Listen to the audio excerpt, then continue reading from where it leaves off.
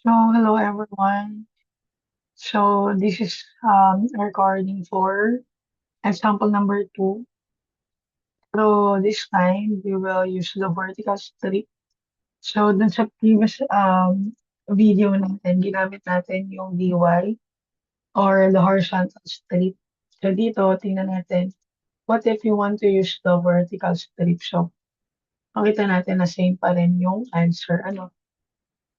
So, ito yung function natin. Again, meron tayong dalawang function. So, hindi na natin kailangan kunin yung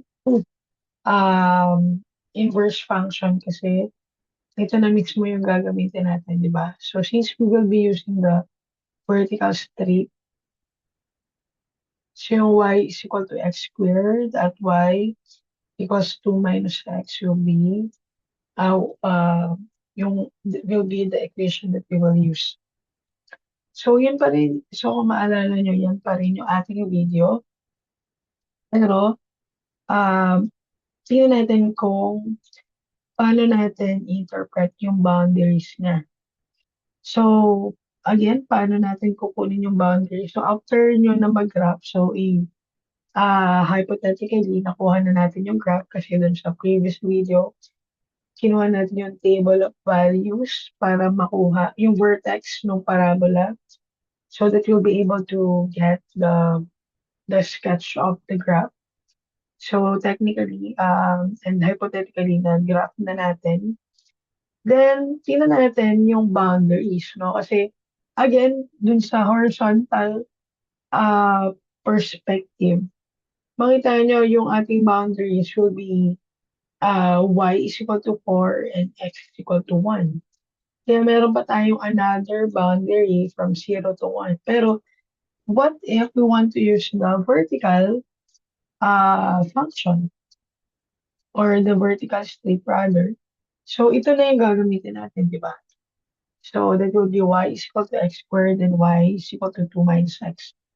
So since sketch natin yung graph, then we know the vertex, we know alin na dito yung upper and lower.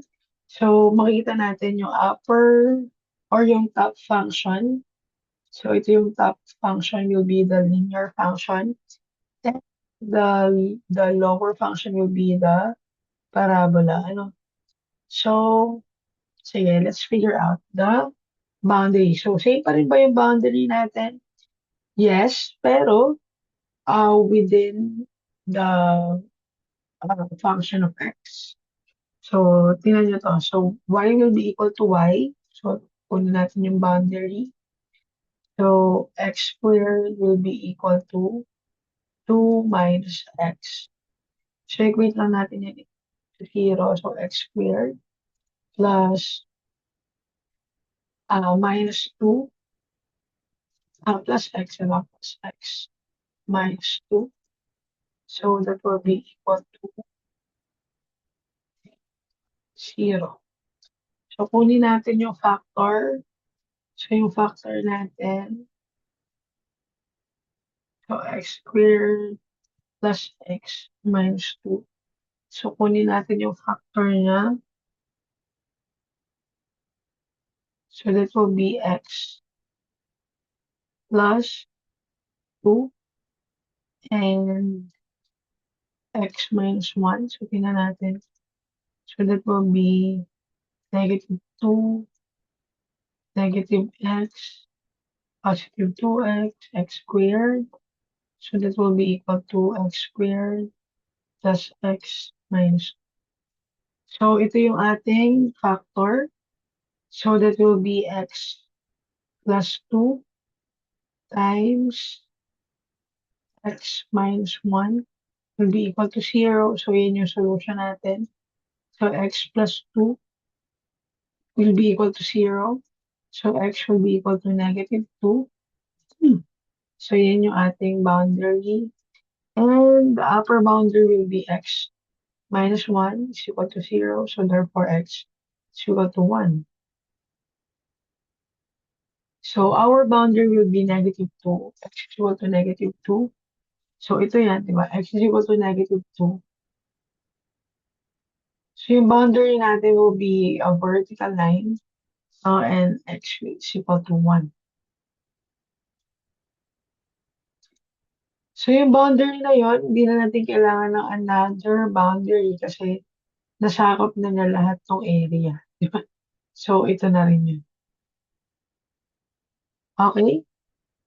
So, if isa-set up na natin, so that will be the integral of uh, top function. So, that will be y is equal to 2 minus x. So, it's 2 minus x dx minus the lower function, which is the square root of x dx from, again, the limit will be different from negative to positive 1. So now let's just integrate. So that will be integral of negative 2 of 2 minus x minus square root of x dx. So that will be square root of integral of 2 dx from negative 2 to 1 minus integral of x dx from negative 2 to 1 minus integral of x raised to 1 half from negative 2 1. So, integrate lang natin. So, that will be 2x minus, so x dx, so x squared over 2 minus 2 over 3 times x raised to 3 over 2 from negative 2 to 1. So, upper boundary muna. So, that will be 2 times 1 minus 1 squared over 2 minus, uh, ay, upper boundary. So, 1 nga. 2, 1, then minus 2 over 3 times 1 raised to 3 over 2. So, that's our upper boundary.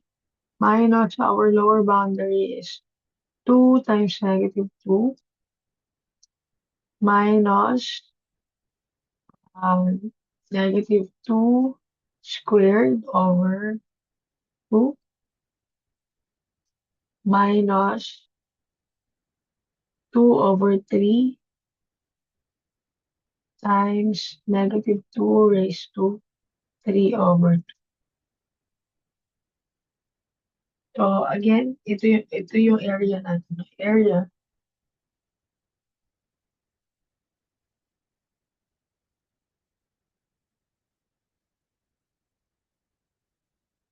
So, gamitin na natin yung calcu.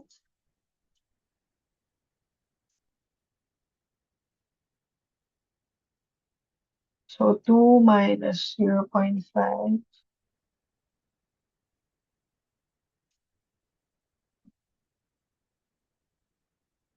minus 2 over 3. So, equal sa 5 over 6.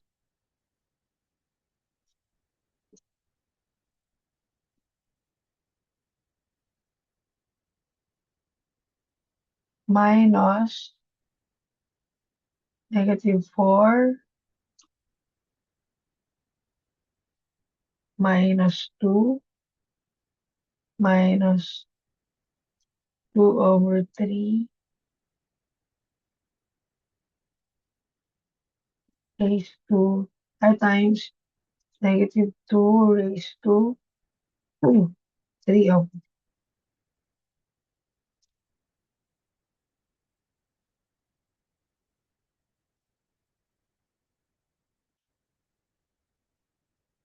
negative 4 minus 2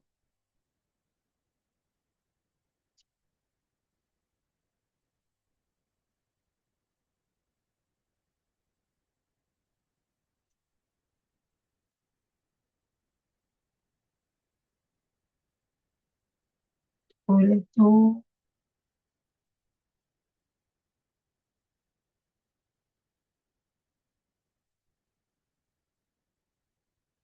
2 minus x minus square root of x from -2 to 1.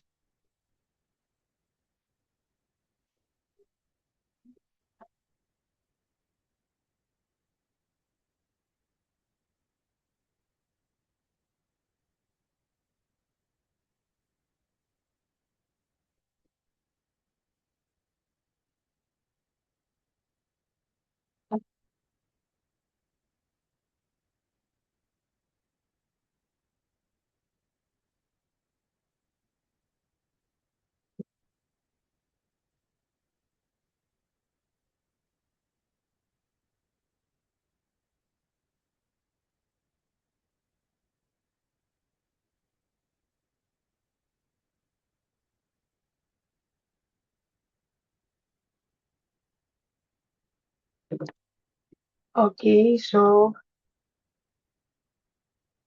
check na lang natin yung ating values. Okay, so ito pala ay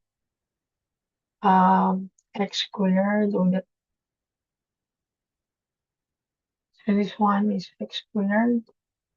So kailangan careful tayo dun sa given natin. So ano nga pala to? Y is equal to 2 minus x and y is equal to x squared. So kaya pala walang real value. So that will be minus x squared.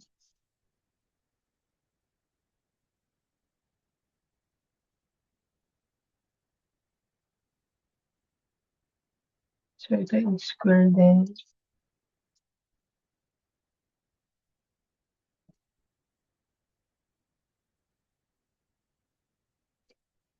So this should be x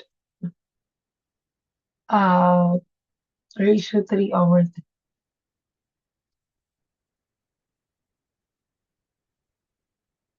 It will be 1 raised to 3 over 3 minus 2 times -2. So ito yung mababago minus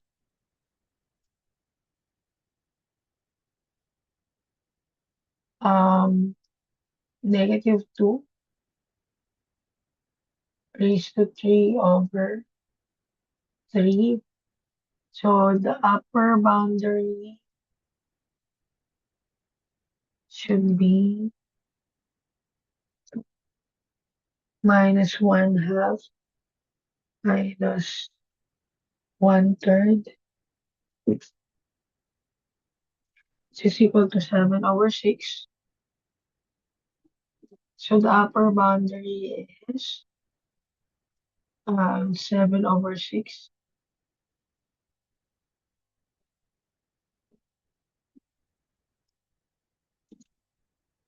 minus the lower boundary would be -4 minus 2 minus -2 raised to the third power of n. So we got -10 over 3. So that will be equal to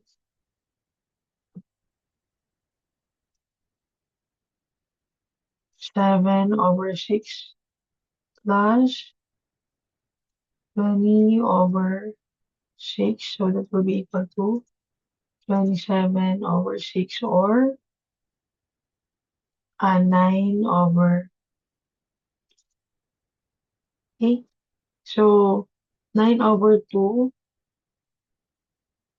So area will be equal to 9 over 2 square units. So makita natin yung answer natin using the horizontal strip is the same with the vertical strip. So dito sa vertical strip, ito yun, di ba? Kinuha natin yung ating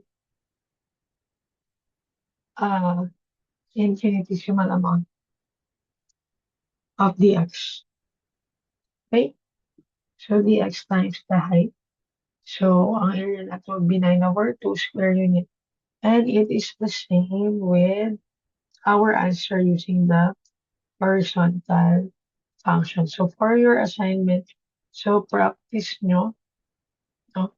So sagutan nyo itong subject again para malaman nyo if anong part pa yung kailangang i-work. Okay? So for our last recording, it will be about the polar coordinates. So turuan ko lang kayo kung paano mag-graph ng polar coordinates. Okay? So see you next recording.